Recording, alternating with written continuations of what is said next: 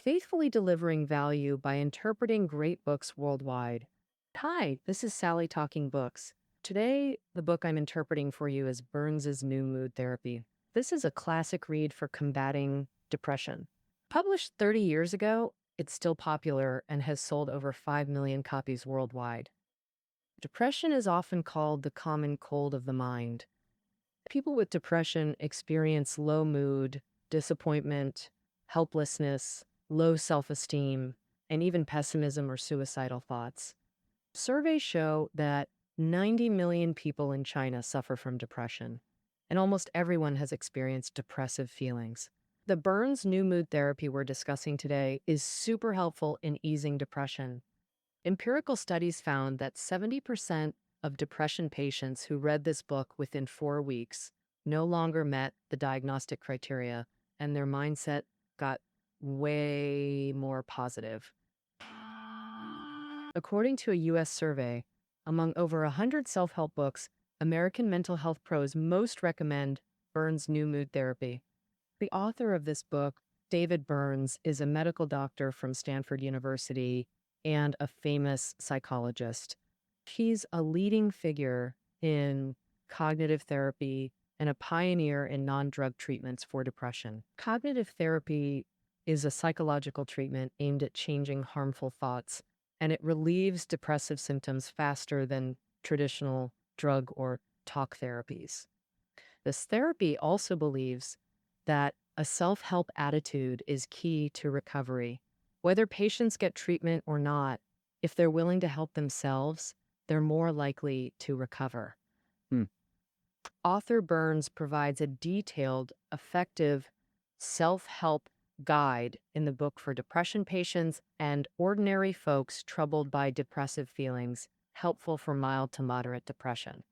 But the author reminds us that if moderate depression lasts over 2 weeks, you got to seek professional help. Next, we'll break this book down into 3 parts for you. First, what is depression? Why do people get depressed? Second, how to change your thinking and beat depression. Third, how to prevent depression and live a healthy life. First up, let's look at part 1. What is depression? Why do people get depressed? As mentioned earlier, when depressed, people feel low mood, disappointment, helplessness, low self-esteem, and even pessimism. And if depressive feelings last over 3 months, there's a risk of developing full-blown depression. And from experience, people often fall into depression because they're missing something important in life, like money, friends, health, others' approval, and they feel powerless about it. Feeling powerless is the core characteristic of depression. You could say it's precisely feeling powerless over loss that leads to low mood, disappointment, helplessness, low self-esteem, and other emotions. These emotional feelings can be summed up into 2 core feelings. One is worthlessness and low self-esteem.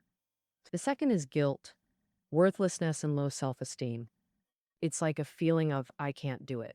This feeling can be triggered by external criticism or negative self-evaluation. People in this state tend to magnify mistakes and flaws, making them more prone to frustration, pessimism, and disappointment. Depressive emotions. For example, Xiaolong is a telemarketer. Once he called a potential client to sell insurance, but the other person hung up before he could finish. Xiaolong felt deeply insulted and doubted he just couldn't do it, couldn't do this job well. And this unfounded self-doubt can lead to worthlessness and low self-esteem. Worthlessness and low self-esteem then amplify the impact of negative events, reinforcing negative self-evaluations, making the individual more susceptible to sadness, depression, disappointment, and other emotions. The root of guilt is the belief that one is bad. Usually, people feel regret if they do something they shouldn't or don't do something they should, but the belief I am bad leads to guilt and then depressive feelings. For example, Xiao Chen was preparing for the civil service exam. He struggled to focus while studying, scrolling through moments, playing games, and didn't finish his study plan. So he felt guilty, thinking he didn't deserve success and had let down his supportive family, believing he is a bad person who should be punished. Driven by guilt and low self-esteem, people magnify negative events, lose motivation to change, and fall into a powerless predicament, triggering depressive feelings. Conversely, depression reinforces guilt and low self-esteem. Guilt and low self-esteem, thus trapping people in a vicious cycle. Research shows that among factors causing depression, genes and heredity only account for 16%. That is to say, more depression patients' feelings of powerlessness are caused by life circumstances, more specifically by their cognitive perceptions of those circumstances. Let me explain a core concept from the book. Thoughts determine emotions. For instance, you're walking down the street looking at your phone and bump into someone. Your first reaction might be anger because you think they didn't move aside in time. Just as you're about to yell, you look up and realize they're blind. At that moment, your anger might turn into guilt. Because you know a blind person couldn't dodge in time. It was your fault for the collision. So, you see, different perceptions and ways of thinking about the same event lead to different emotions. That's how thoughts determine emotions. Objective logical thinking leads to normal, healthy emotions. Illogical, distorted thinking leads to unhealthy, abnormal emotions. The author believes that distorted thinking is the main source of depressive feelings, especially depression. Through years of research and clinical work, he found depression is often linked to 10 types of distorted thinking. To help you understand, I'll group these 10 distortions into 3 categories: absolutization, overgeneralization, and personalization. Let me go through them one by one. The first type is absolutization, which catastrophizes the impact of events. For example, a top student who usually ranks high performs poorly on one exam and drops to the bottom of the class. He thinks, my teachers and classmates will definitely laugh at me. I'm a worthless failure. This absolutist thinking traps him in feelings of low self-esteem and depression. If he stays in this state long term, depressive feelings may turn into depressive symptoms. People affected by this distorted thinking exhibit 2 behavioral traits. The first trait is demanding perfection from themselves, allowing no mistakes. In our earlier example, the student demands perfect performance on every exam with no fluctuations. This is unrealistic, so he often feels frustrated, which reinforces his sense of worthlessness. Uh, to overcome this worthlessness, people set even higher goals, trapping themselves in a vicious cycle. High standards, then frustration, then worthlessness. The second trait is magnifying negative signals while minimizing or ignoring positive ones. For example, a depression patient hospitalized felt nobody cared, but upon discharge, many staff and patients expressed liking him. The therapist asks, "What do you think?" "So many people like you." The patient replies, "They don't count. They don't know what I'm like outside the hospital." See? Outside the hospital, nobody cares about me. Pursuing perfection while magnifying negatives and ignoring positives leads to low self-esteem and worthlessness. As mentioned earlier, this is one of depression's core feelings. The second type of distorted thinking is overgeneralization. Under overgeneralization, people think one bad event means it'll keep happening. For example, a shy guy asks a girl to dinner, but she declines politely due to prior plans. He mutters sadly, "I'm forever alone. I'll never get a date." Overgeneralization creates pessimistic expectations, killing motivation to change. Behaviorally, overgeneralization shows as mislabeling, using mistakes to create totally negative self-images. We often hear people say after failing, "I'm such a loser." That's classic mislabeling. The absurdity is that a person isn't defined by any single action. Life's complex and ever-changing. It can't be defined by one event or label. Crucially, negative labels reduce behavioral efficiency and increase failure likelihood. Imagine someone labeled loser. They won't give tasks full effort because they believe even full effort won't bring success. But if they don't try and fail, they can blame it on not trying hard enough. Psychologically, this protects self-esteem, but actually increases failure chances and reinforces the negative labels, low self-worth. The third type of distorted thinking is personalization. It's tightly linked to guilt, depression's other core feeling. Its key feature is taking personal blame for negative events or assuming public criticisms target you. For instance, Xiao Sun notices a colleague dozing during his presentation and concludes he must be annoyed with me. Actually, the colleague was just exhausted from partying with friends all night and barely slept. Another example, a mother sees her child's grades drop and immediately blames herself. It's all my fault. I must be a terrible mother. Otherwise, her grades wouldn't have slipped. This distorted thinking has a distinct verbal trait, unconsciously using should statements to judge oneself and others. In the previous examples, the corresponding should statements were, if he had no problem with me, he shouldn't have dozed off. If I were a good mother, my child's grades shouldn't have declined. Personalization confuses influencing others with controlling them. We can influence people through attitude and behavior, but we can't completely control others or the consequences of their actions. When people blame themselves for uncontrollable bad behaviors and outcomes, they feel overwhelming guilt and helplessness, leading to depressive feelings. By now, we've covered what depression is, its two core feelings, worthlessness and guilt. We've also introduced three major types of distorted thinking causing depression: absolutization, overgeneralization, and personalization. In the next part, I'll introduce three highly practical methods. They can help reverse thinking patterns and overcome depression. The first method is called the triple column technique, a powerful tool to counter all distorted thinking. Triple column means drawing a three-column table on paper, each column corresponding to a step. Let's demonstrate with an example how this technique works. Xiao Wang always holds himself to exceptional employee standards, but one day, after working late, he overslept and missed an important meeting. Rushing to work, negative thoughts flood his mind. I'm late, colleagues will look down on me. Late at this critical moment, I'm useless. How could I be late? A month's hard work wasted. These fleeting thoughts all contain distorted thinking elements. Most people don't examine whether these thoughts are reasonable. They automatically accept them as facts, leading to sadness and disappointment. The triple column technique helps people hit pause, re-examine the relationship between thoughts and emotions, and break free from emotional distress. The first step of the triple column technique is to jot down those negative thoughts that flash through your mind and fill them in the first column. Note, you must write down the content of these thoughts. You can't just think them through in your head and be done with it.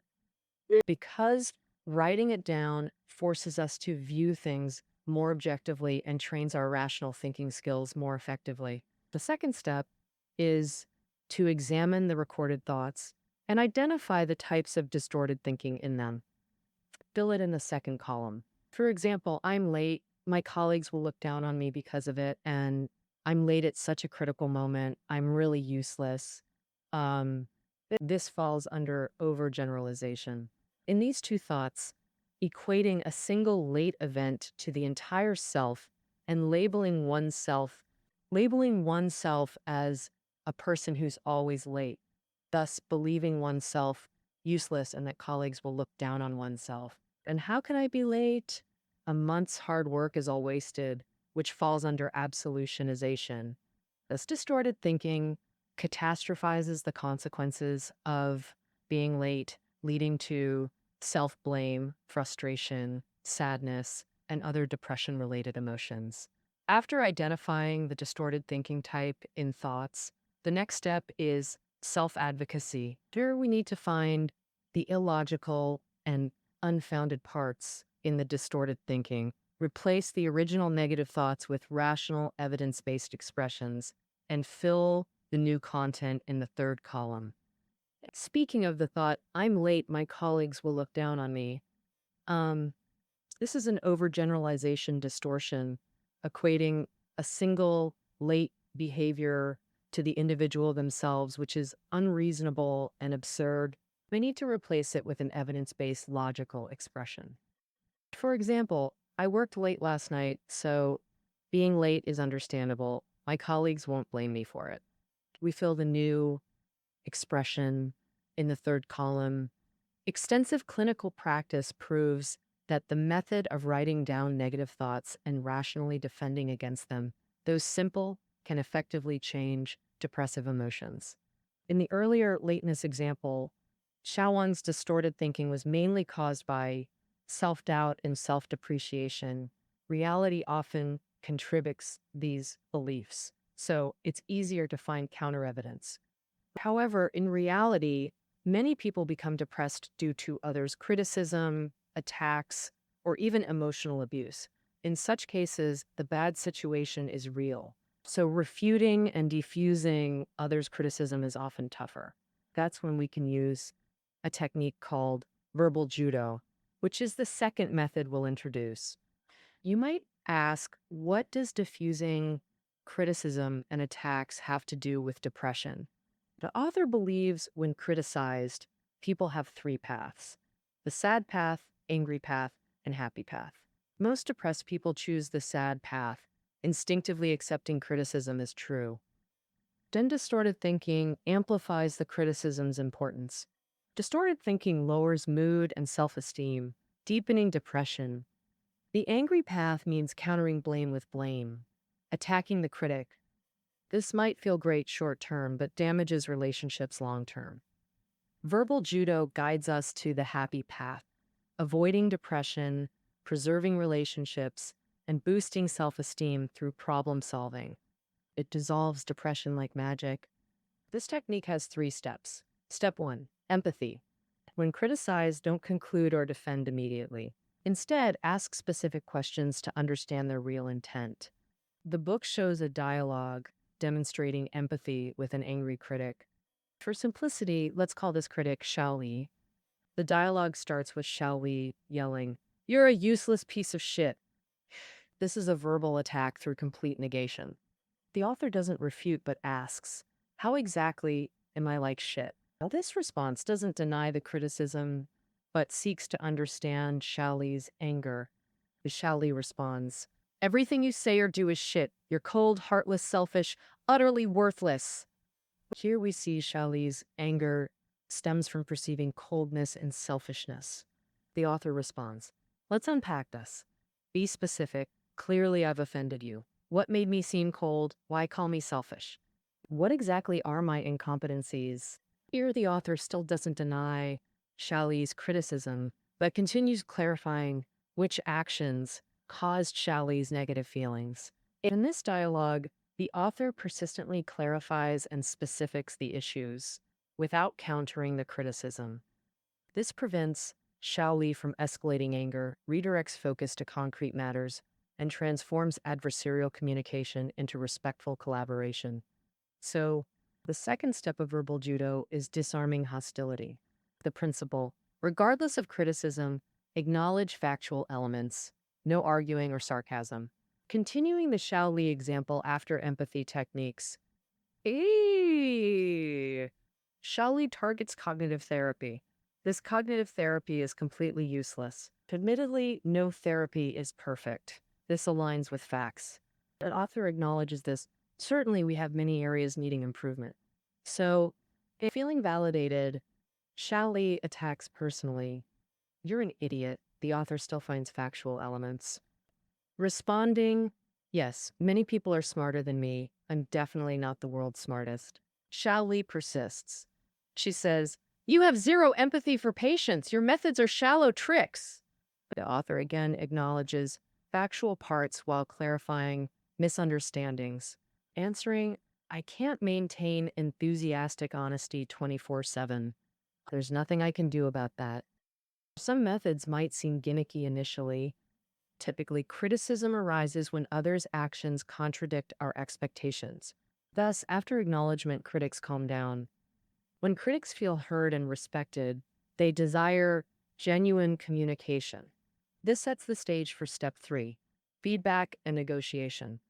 Here, firmly explain your position or feelings while exploring cognitive differences. Example, Xiaohua wears red to work, a colleague sneers. Wearing red?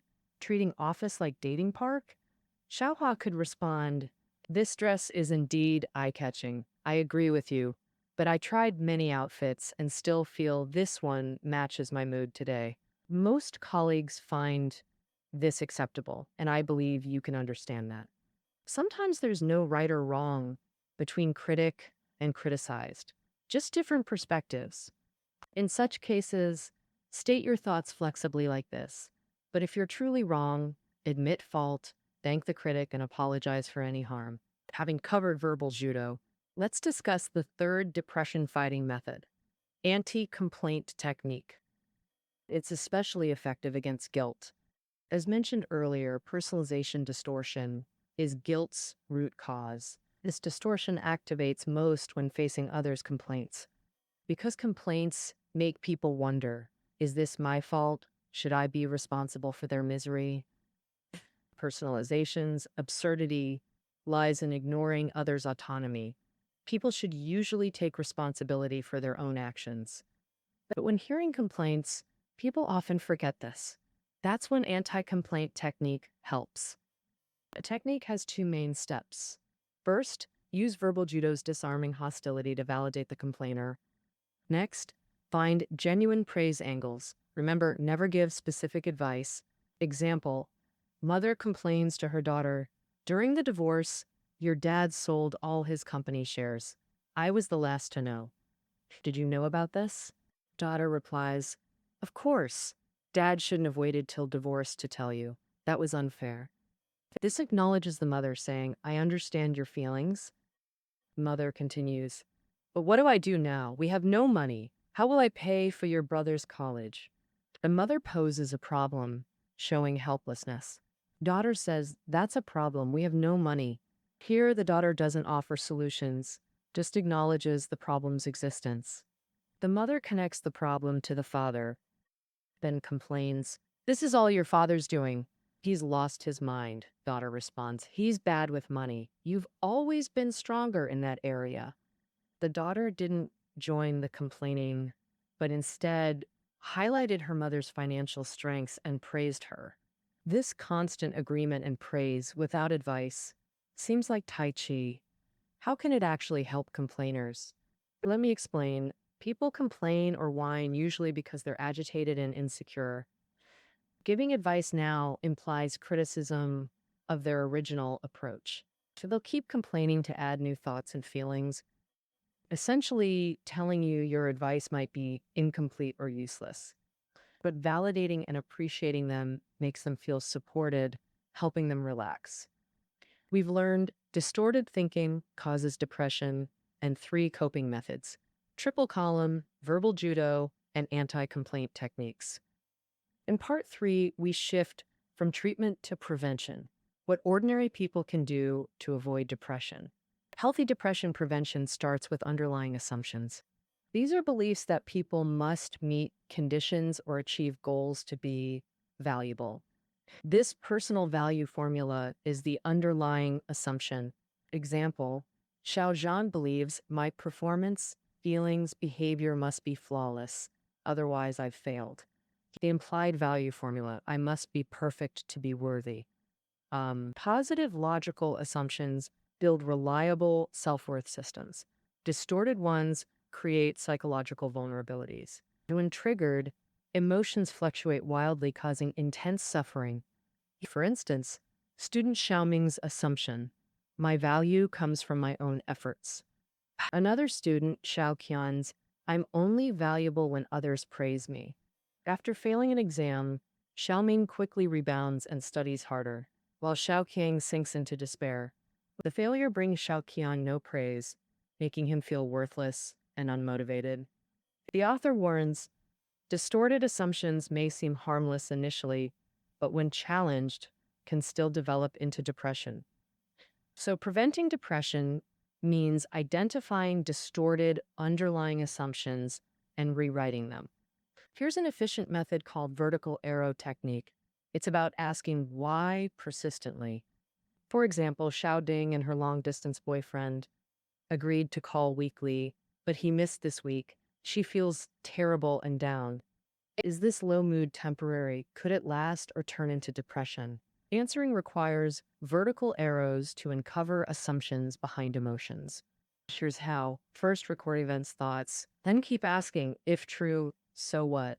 Until assumptions surface. After writing thoughts, shouting begins. First question, so he didn't call. What's that mean? She writes, it means he doesn't care or love me. Next question, if true, so what? Writes, I must have done something wrong to make him cold. Third question, if I messed up, what's that mean? Hyodin answers, he might dump me. Fourth question, if dumped, what then? She answers, I'm unlovable, doomed to die alone and miserable. This reveals two assumptions. Without love, I'm worthless, and alone life is meaningless. Through vertical arrows, Xiaoding discovered why the missed call triggered her self-worth crisis. Now she's identified assumptions and their thought chains. She can use the triple column technique to examine distortions in each chain and replace with rational responses. For example, his coldness is my fault shows personalization. No call means no love is overgeneralization. Proving assumptions cause distortions. Distorted thinking leads to depression and other negative emotions. Underlying assumptions are harder to change because they're tied to family background and life experiences, and they drive behavior. Like earlier, Xiaoding's assumption, without love, I'm worthless. This likely stems from childhood lack of affection. So seeking love became her worth benchmark and motivation. Therefore, changing assumptions requires experiencing repair in mature relationships, needing professional therapy, but just recognizing these assumptions helps Xiaoding manage emotional struggles and prevent depression. Now, today's interpretation is wrapping up. Burns' new mood therapy covers depression theory and methods in three parts. First, depression's core feelings are worthlessness, low self-esteem, and guilt, rooted in distorted thinking. Second, we highlighted three methods: triple column, verbal judo, and anti-complaint techniques. Third, preventing depression. Start by discovering assumptions via vertical arrows, then modify them using triple column. Finally, remember these methods only target mild depression and can't replace professional therapy or medication. So, if you often feel depressed, please seek professional help. That concludes our interpretation of Burns' new mood therapy. Reading notes are below the audio. See you tomorrow.